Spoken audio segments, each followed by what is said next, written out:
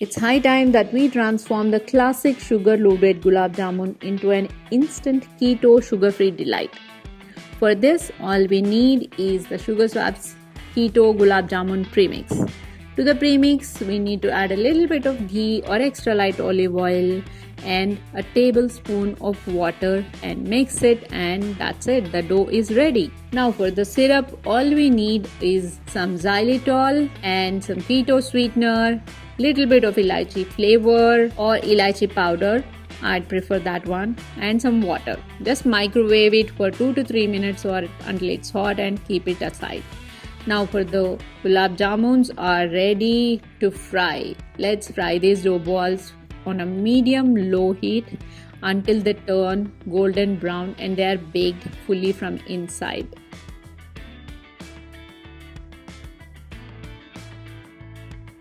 Now once they are fully baked and turned golden brown like this, let's keep them aside and let's take them to their favorite destination, the sugar-free syrup, where they are going to soak in all that syrup and they are ready to eat.